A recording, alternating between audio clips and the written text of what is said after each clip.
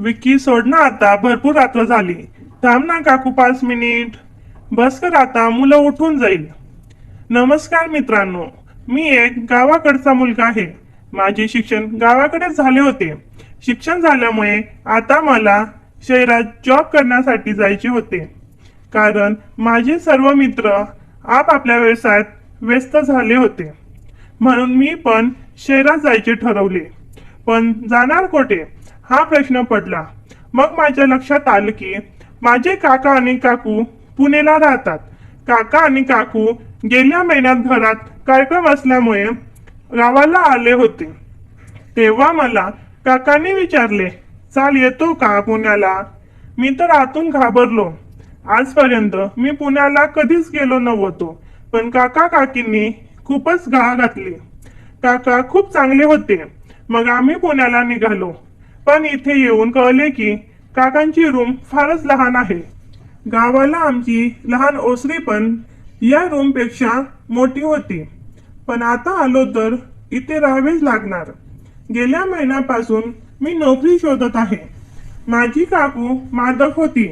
खूप ठिकाणी जाऊन इंटरव्ह्यू देऊन आलो. काकांच्या अनेक मित्रांनी खूप कंपन्यांमध्ये माझ्या नोकरीसाठी बोलून ठेवले होते.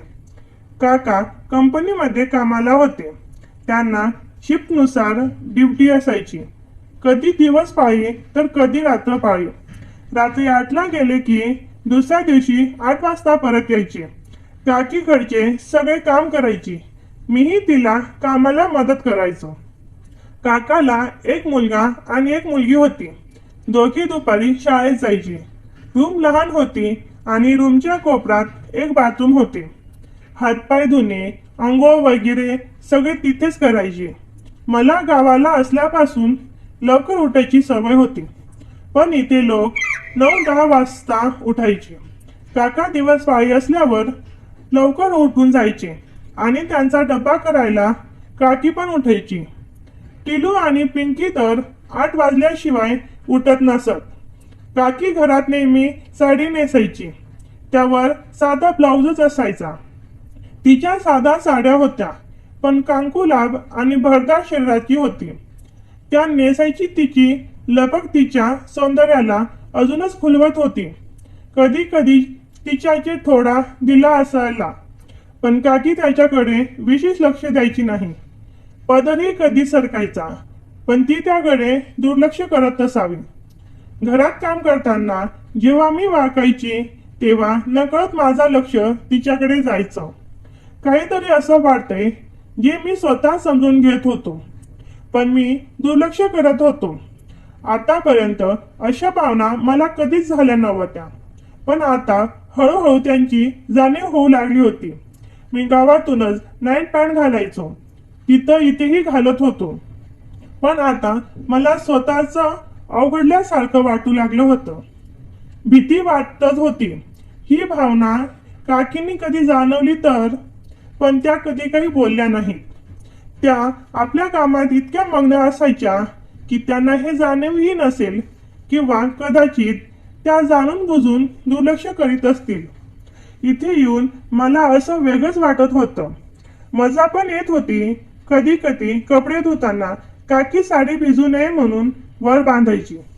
त्यावेळी तिच्या मांड्या मला स्पष्ट दिसायच्या. ती खूपच गोरी होती, पण तिच्या नजरेत एक अनोखे आकर्षण होतं. एक प्रकारचा मोह गंभीरपणा. तिचे केस फारसे लांब होते, पण कमरेच्या खालीपर्यंत रुळलेले, मोगळे सोडलेले की वाऱ्यांच्या झुळुकी बरोबर हलायचे. ती अंगाने भरदार आणि लांब लचक होती, पण तिच्या हालचालीमध्ये एक अनोखी लय होती. पुण्याला हळूहळू वळू लागली होती. घराच्या बाहेर पडायचा धाडस आलं. शेजारच्या वाडीत राहणाऱ्या विकी सोबत ओळख झाली. तो पुण्याचाच होता. 8वी नंतर शाळा सोडून काम करू लागलेला. आम्ही अधूनमधून भेटायचो. संध्याकाळी रोडच्या पलीकडे एका कड्यावर बसून गप्पा मारायचा. तो थोडा टुक्का स्वभावाचा होता. तो मला हसत हसत विचारायचा, तुझी काकू मस्त आहे रे. त्याचा प्रश्न ऐकून मी गडबडून जायचो. काही बोलायचो नाही, पण त्याच्या शब्दांनी मनात एक विचार रुजू लागला. खरंच मी तिच्याकडे पाहू लागलो होतो. तिच्या अस्तित्वात काहीतरी अमानिक आकर्षण होतं. ती घरात असताना कधी साडी तर कधी वेगळेच आतघाईच घालत नसे. कधी दुपारी मी पुस्तक वाचत असताना नकळत नजरेत काही क्षणासाठी पडायचं आणि हृदयाचा ठोका चुकायचा. मग नकळत मी चोरून पाहायला लागलो. सकाळचा निवांत वेळ होता. मी उठलो आणि घरभर शांतता पसरलेली जाणवली. काका कदाचित आधीच कामावर गेले होते. अचानक साईडच्या बाथरूम मध्ये पाण्याचा आवाज आला. मला वाटले नळ चालू राहिला असेल. मी पटकन उठून पुढे गेलो आणि हळूच मोरीत डोकावले. काकी अंघोळ करीत होती.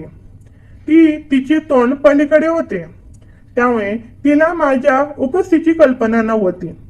तिचे भेजलेले केस पाण्यात नाकून तिच्या पाठीवरून अलगद खाली सरकत होते. तिच्या हालचालीमध्ये एक सहज लय होती, एक नैसर्गिक सौंदर्य. क्षणभर नजर हटली की नाही, तिच्या गोडी त्वचेवरून पाण्याचे थेंब ओंजळत होते, सूर्यकिरणात चमकत होते. हृदयाचा ठोका क्षणभर चुकला. मी पटकन भिंतीच्या आड लपलो, पण मन स्वस्थ बसवत नव्हता. हळूच पुन्हा डोकावून पाहिलो. ती अतिशय मोहक वाटत होती. तिच्या सौंदर्यात एक सहज सुंदरता होती, जिच्याकडे पाहताना वेळ थांबल्यासारखा वाटला. तिच्या पातळ त्वचेवरून ओघळणारे थेंब, तिच्या गोऱ्या वर्णाला दिलेली ती चमक आणि तिच्या शरीराच्या लयबद्ध हालचालींनी मनाला गारुड घातले होते. अंघोळ संपत आली होती, पण माझ्या मनात विचारांचे काहूर उठले होते. गणूचे शब्द मनात घुमू लागले. त्याने सांगितलेल्या गोष्टी खऱ्या वाटू लागल्या. मनाला अमानिक ओढ लागली आणि नकळत मी तिच्याकडे अधिक तेज नजरेने पाहू लागलो. क्षणभर असे वाटले की त्या थुकट वातावरणात जाऊन तिला सहज स्पर्श करावा, लगेच जाऊन त्यांना अलगद मिठीत घ्यावे आणि खूप प्रेम करावे. ती खूप मादक दिसत होती. आहा, काय ते दृश्य होते! आणि वाटत होते की तिच्या उबदार स्पर्शेत हरवून जाऊ. पण मी इथे थांबलो. हृदय वेगाने धडकत होते. समोरचे दृष्ट पाहून नजर हटतच नव्हती. तिला पाहून मला आता रात्रभर झोप येणार नव्हती. माझा मन बेचैन होऊन फार उड्या मारत होता. मला आता काकीने टॉवेल घेतला आणि कोणत्याही क्षणी ती बाहेर येईल आणि मला पकडेल म्हणून मी सावध झालो. हळूच अंथरून जाऊन झोपलो. पण माझ्या उत्तेजना अजून शांत होत नव्हती. काकीने वाकून बघितले. सर्व झोपले होते आणि याची खात्री करून ती बाहेर आली आणि साडी नेसली आणि देवाची पूजा केली आणि मुलाला उठवू लागली. मी जागा असूनही लगेच उठलो नाही, कारण माझा अजून जागाच होता. मी पोटावर झोपून हळूहळू शांत करू लागलो. आता माझी काकीकडे बघण्याची नजर बदलली होती. कधी चान्स मिळाल्यावर मला मुद्दाम तिच्या अंगाला स्पर्श करण्याची जणू सवय झाली. तिचा स्पर्श झाला की वेळ लागायची. अंगात एक वेगळीच चमक उठायची. असं वाटायचे की लगेच तिला मिठीत घेऊन तिच्यावर खूप प्रेम करावे आणि नको नको ते करावे. तिच्याशी तशी स्वप्न पण पडायची. त्यात गणू आणखी भर घालायचा. तो एक एक आयडिया देऊ लागला.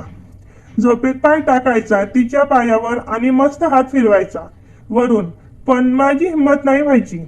एका रात्री माझं काकू झोपली असताना तिच्या पायावरती चादर बाजूला झाली होती आणि मला माहित होते की तिचे पाय दिवसभर दुखत होते, त्यामुळे झोपली होती आणि काकूंची नाईट ड्युटी होती.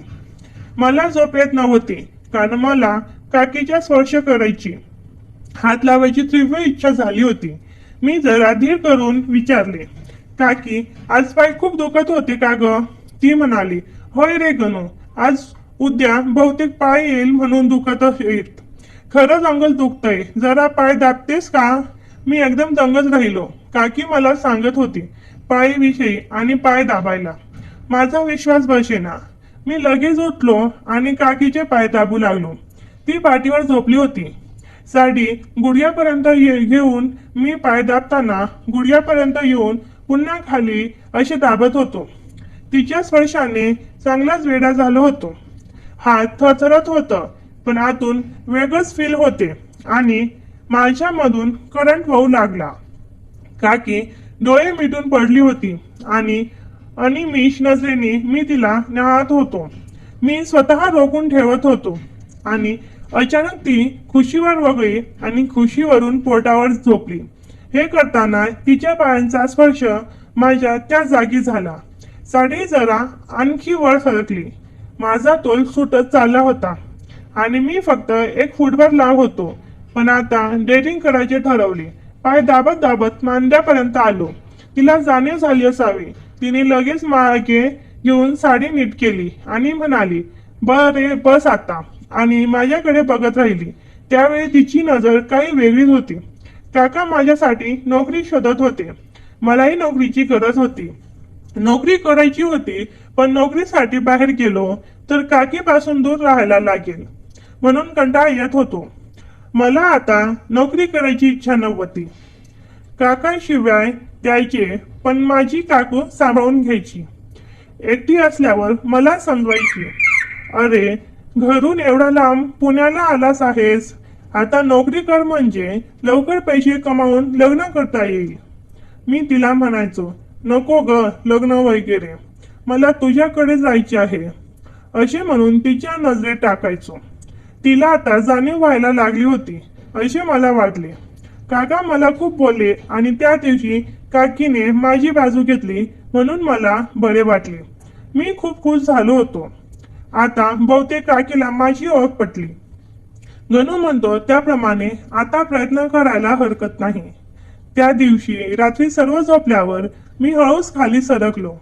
काकीच्या पायाला पायाने स्पर्श केला. पाय वर सरकून तिची साडी जरा वर घेतली. तिच्या पायावर पाय ठेवला आणि दाब देऊ लागलो. छान वाटत होते. काकीलाही बहुतेक छान वाटत होते म्हणून तीही काही बोलली नाही. माझा धीर वाढला. मी हळूहळू आणखी खाली सरकलो आणि पायाला हात लावू लागलो. अचानक काकी उठली आणि तिचे माझ्याकडे बघितले. मी झोपेचे सोंग घेऊन पडून राहिलो. माझी काळी जोरात धडधडत होते. तिला वाटले मी झोपेत आहे म्हणून ती पुन्हा झोपी गेली. दुसऱ्या दिवशी मुले शाळेत गेल्यावर तिने मला विचारले, काय रे, काल रात्री माझ्या पायावर का पाय ठेवला होतास? हात पण फिरवत होतास ना? मी जरा घाबरलो आणि म्हणालो, नाही ग, झोपेत असेल स्वप्न बघत. स्वप्नात मला वाटले की मी तुझं पाय दाबत तो आहे. अच्छा, असं काय? नाही, मला वाटलं असं म्हणून तिने माझ्याकडे एक कटाक्ष टाकला आणि माझ्या पॅन्टवर पण आणि म्हणाली, काय रे, माझ्याकडे असा काय बघतोस रे? मी म्हटले, असा म्हणजे कसा? ती म्हणाली, त्या दिवशी पण पाय दाबायला सांगितले तर हात वर जात होते. मला उगाच कुठे तरी हात लावायचा प्रयत्न करतोस? हो ना. मी खाली मान घालून उभा होतो. तिने हळूच हाताने हनुवटी वर केली आणि म्हणाली, माझ्याकडे हनुवटी वर केली आणि म्हणाली, माझ्याकडे बघ. माझ्या डोळ्यात पाणी आले होते. काकी म्हणाली, अरे असं काय करतोस? मी तुझ्या चांगल्यासाठी सांगते आहे. माझ्याकडे काय आहे एवढे? तिचा बदल असूनही सरकलेला होता. माझे पटकन तिकडे लक्ष गेले. माधव दिसत होते. कॉटनची साडी अंगाला चप्प बसली होती आणि ती अजून उठून दिसत होती. मला भावना अनावर झाल्या. डोळ्यातून अश्रू वाहू लागले आणि मी काकीला मिठी मारली. पण अशा माझ्या अचानक कारणाने ती एकदम चमकली. पण माझी पकड एकदम सोडू पण शकली नाही. गणेश, अरे सोड मला, काय करतोस? सोड ना, सोड, असं म्हणून मला ढकलू लागली. मी तिच्या अंगावरून, पाठीवरून, डोक्यावरून हात फिरू लागलो. गणेश, अरे तू इथे नोकरीला आणलाय, असं काय करतोस? असंच वागायची असेल तर परत पोचून यायला सांगते त्यांना. सोड मला, असे म्हणून काकीने माझ्या कानामागे एक लावून दिली. मी रडू लागलो. म्हणालो, सॉरी काकी, मी चुकलो, अशी पुन्हा नाही करणार. पण काकांना सांगू नको, मला घरातून काढू नको प्लीज. मी तू सांगितलेले सगळे ऐकेन, पण मला इथेच राहू दे. मला तू आवडतेस. गणेश, तू आता गप्प राहा आणि बाहेर जा. मला तुझ्याशी बोलायची नाही. मी म्हणालो, काकी प्लीज मला माफ कर. मी तुझ्या पाया पडतो. काकी पदर सारखा वर करू लागली आणि ती पण कावरी बावरी झाली होती. मी हळूच तिचे निरीक्षण करत होतो. ती थोडीशी लाजत सुद्धा होती. तिला आतून कुठेतरी मी जे बोललो ते आवडले होते. मी पुन्हा एकदा सॉरी म्हणून तिथून निघून गेलो. संध्याकाळी विक्की भेटला. त्याला घडलेली हकीकत सांगितली. तो म्हणाला, यार बाजी मारलीस तू, शाबास. काकी आता तुला पटली म्हणून समज. जेव्हा रात्री जेवायला बसलो तेव्हा काका सांगत होते की एका ठिकाणी काम होणार आहे, उद्या जायचे आहे. काकी मात्र माझ्याकडे बघत नव्हती, पण मी चोरून तिच्याकडे बघत होतो. एका क्षणी आमची नजरानजर झाली. तेव्हा तिच्या चेहऱ्यावर वेगळ्याच भावना होत्या. राग नव्हता. नक्की दुसऱ्या दिवशी त्या कारखान्यात नोकरी मिळाली. काका पेढे घेऊन आली. मी खुश होतो. काकीला मुलांना पेढे दिले. पाया पडलो. काकी माझ्याकडे बघून हसत होती. काका रात्री घरी असले की घरात सर्वांना जागा पुरत नसे, मग मी बाहेरच्या ओसरीत झोपायचो. त्या रात्री पण ओसरीत झोपलो. मध्यरात्रीनंतर कशा बशा आवाजाने जाग आली. काकीच्या बांगड्यांचा आवाज येत होता. मी हळूच उठून पडदा किंचित बाजूला करून आतमधल्या खोलीत बघण्याचा प्रयत्न करू लागलो, पण काही दिसत नव्हते. थोड्या वेळाने डोळे सरावले आणि काकीची आकृती दिसू लागली. काकीने कपडे काढून काकाच्या कमरेवर तोंड करून काहीतरी करत होती. अंधारात नीट दिसत नव्हते, पण नंतर लक्षात आले की काकाचा आस्वाद घेत होती. थोड्या वेळाने ती काकांच्या बाजूला झोपली आणि हलक्या आवाजात म्हणाली, चालू दे ना आता. काका उठले, काम चालू केले आणि एकाच मिनिटात ती म्हणाली, काय हो, तुम्ही काही करतच नाही, शी. ती काकांना हट्ट करू लागली, पण काही उपयोग झाला नाही. काका उठून मोरीमध्ये गेले. काकी अंतराव मावत होती. अंधारातही मला तिचा चेहरा दिसत होता, निराश झालेला. सकाळी उठल्यावर तिचा मूड चांगला नव्हता. बडबड करत होती. रात्रीच्या प्रकारामुळे ती वैतागलेली होती. माझ्याकडेही रागाने बघत होती. ती कामावर जायला निघालो. तिच्या पाय पडलो, तशी हसली आणि माझ्या पाठीवर हात फिरवला. मला छान वाटले. माझा जॉब चांगला होता. संध्याकाळी घरी आल्यावर काकीने विचारल्यावर मी तिला सगळी माहिती दिली. कामावर सुपरवायझर वगैरे कसे आहेत, इतर लोक कसे आहेत ते सगळं सांगितले. वाह, छान झाले तुला नोकरी मिळाली ते. आज जरा माझी सेवा कर हं, मग पाय दाबून दे, आज पण फार दुखताय. आणि माझ्याकडे बघून हसली. मी चमकून तिच्याकडे बघितले. मला आता काका कधी कामावर जातात आणि रात्री मी कधी काकीचे पाय दाबतो असे झाले होते. काका 9 वाजता कामावर गेले. काकीने आज जेवण लवकर आपटलं होतं. मुले 10 वाजता झोपी गेली. काकी 11 वाजता सगळे आटोपून अंथरुणावर पडली. तिने लाईट बंद केला आणि मला खुणावले. बाजूला यायला सांगितले. ती झोपली आणि साडी गुडघ्यापर्यंत वर केली आणि दाब म्हणाली. मी पायाची बोटे कुरवावू लागलो. हळूहळू तळवे दाबू लागलो. तिच्या पोटात दाबू लागलो. एकदा तिच्या चेहऱ्यावर पाहिले. ती डोळे बंद करून खालचा ओठ चावत होती. मीही वर सरकलो. गुडघ्यांना स्पर्श करीत मालिश करायला सुरुवात केली. तशी ती शहारली. तिने डोळे उघडले आणि डोळे मोठे करून दटावू लागली. श्वास वाढला होता. एकदा तिने मुलाकडे नजर टाकली. ती शांतपणे झोपली होती. मी थांबलो नव्हतो. तिने आता माझा हात धरला आणि मला थांबू लागली, पण आता मी थांबू शकत नव्हतो. मी तिचे पाय दाबण्याचे सोडून कुरवावू लागलो. एका अचानक मांडीवर ओठ टेकवले. काय करतोस गणेश, असं करू नकोस. मी तुझी काकू आहे. मी माझ्या डोक्यावर हात ठेवून होती. मी पागल झालो होतो त्या वासाने. पुढचा मागचा विचार न करता मी तिची साडी वर केली आणि ती थरथरत होती. अचानक ती उठली आणि माझ्याकडे अत्यंत नशिला नजरेने पाहू लागली. केस अस्ताव्यस्त झाले होते. मी वेड्यासारखं तिला न्याहळत होतो आणि अचानक तिने मला जोरात मिठी मारली. माझ्यावर त्याचा वर्षाव सुरू झाला. मला ओठांवरकी करू लागली. ती उठली. तिचे 2 चादरी घेतल्या आणि माझा हात पकडून मला खेचत ओसरीवर घेऊन गेली. आम्ही कपडे काढ. टाकली आणि मला घट्ट मिठी मारली आणि म्हणाली, ते पाहिजे आहे मला आता. माझ्या हात मी म्हणालो, काकू तू तर तयार नव्हतीस ना, मग आता कसे का करत आहेस? तर ती म्हणाली, मला आता राहत नाही रे. कालपासून तुझ्या काकाने मला उपाशी पोटी ठेवलं आहे. आज तू मला सोडू नको.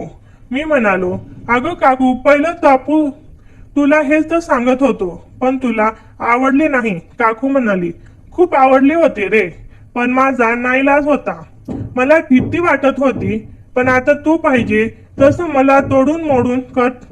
काकू असे म्हणताच मी काकूला जोरात मिठी मारली आणि तिच्या ओ ठेवले आणि की करू लागलो. ती सहारून केली होती. आता मी पण काही भानावर नव्हतो. मी आज दुनियेतील सगळ्यात भारी सुख अनुभवत होतो. आता आम्ही पूर्ण मोकळे होऊन काम करू लागलो. काकू आता मला साथ देत होती आणि म्हणत होती, आता तू मला सोडून इथून दुसरीकडे कधी जाऊ नको. मी म्हणालो, तू म्हणत असतील तर दुसरे लग्न पण करणार नाही. तर काकू खूप खुश झाली आणि मला जोरात मिठी मारू लागली. आता बघता बघता शेवटच्या क्षणावर दोघी पोचलो आणि आम्ही खूप मादक आवाज करायला लागलो होतो. आमच्या बाजूचा परिसर आमच्या आवाजाने घुमवू लागला आणि मनावर एक अमानिक वेळ उलगडत होतं. मन शांत होऊन गेलं. मनातील आग कमी झाली. आता कित्येक दिवसाची लागलेली भूक मिटली आहे अशी वाटू लागले होते. मनातील काकू सोबत घालवायची रात्र आनंदी उत्साही जाणार होती.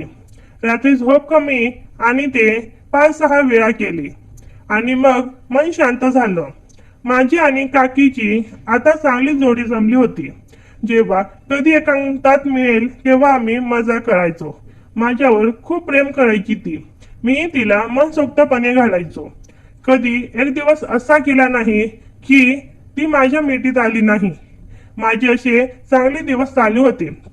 तेवढ्यातच एक दिवस असा आला, काकू आणि मी ते करत असताना वात्रट विकी तिथे येऊन टपकला आणि मला काकूकडून धोका मिळाला. आणि काकू आणि विक्की पुढची कथा भाग 2 मध्ये सांगणार आहे. नक्की बघा, कारण मी काय सहज सोडून जाणारा मुलगा नाही. तर मित्रांनो, कथा आवडली असेल तर व्हिडिओला लाईक करा. चॅनलवर नवीन असाल तर चॅनलला सबस्क्राईब करा. चला तर पुन्हा भेटूया अशाच नवीन व्हिडिओमध्ये. धन्यवाद. भाग 2 नक्की पहा.